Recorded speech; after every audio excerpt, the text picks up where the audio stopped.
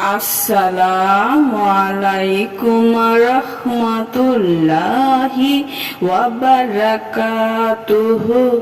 সুপ্রিয় সম্মানিত দর্শক ও শ্রোতা, আশা করি মহান রব্বুল আলামিনের দয়ায় আপনারা সকলেই ভালো আছেন। সুপ্রিয় সম্মানিত দর্শক ও শ্রোতা, আজকে হযরত ফাতেমা রাদিয়াল্লাহু তাআলা আনহা থেকে একটি ঘটনা বর্ণনা করব। ঘটনার শিরোনাম হচ্ছে, আমি কেন ভালোবাসবো না।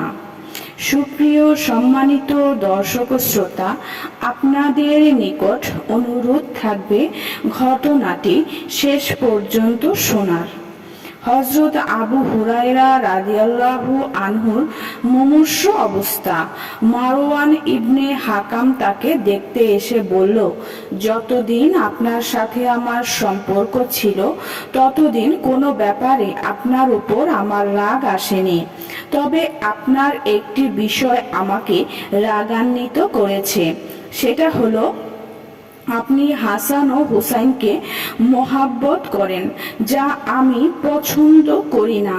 এই কথা শুনে হযরত আবু হুরায়রা রাদিয়াল্লাহু তাআলা আনহু বললেন, আমরা একবার রাসূল সাল্লাল্লাহু আলাইহি ওয়াসাল্লামের সাথে সফরে যাচ্ছিলাম। রাস্তায় এক জায়গায় আমরা থামলাম। হাসান এবং হোসাইনের কান্নার আওয়াজ আমাদের কানে এসে পৌঁছলো। রাসূল সাল্লাল্লাহু আলাইহি ওয়াসাল্লাম অল্প সময়ের মধ্যে তাদের কাছে পৌঁছে গেলেন। তিনি হযরত ফাতেমা রাদিয়াল্লাহু আনহাকে জিজ্ঞেস করলেন, এদের কি হয়েছে? হযরত ফাতেমা রাদিয়াল্লাহু আনহা বললেন, এরা পিপাসার কারণে কান্না করছে।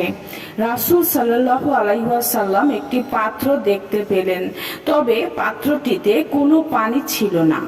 রাসূল সাল্লাল্লাহু আলাইহি ওয়াসাল্লাম বললেন, কারো কাছে কি পানি হবে? কেউ পানি পাচ্ছিল না। তিনি বললেন, হে ফাতেমা, তাদের একজনকে আমার কাছে দাও। হযরত ফাতেমা রাদিয়াল্লাহু আনহা পর্দার নিচ দিয়ে একজনকে রাসূলের কাছে দিলেন।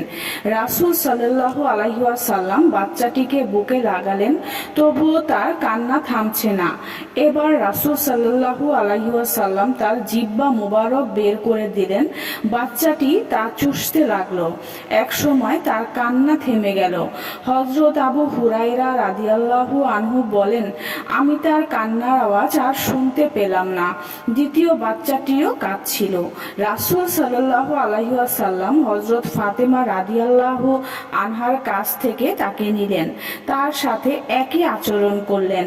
এতে করে বাচ্চার কান্না থেমে গেল।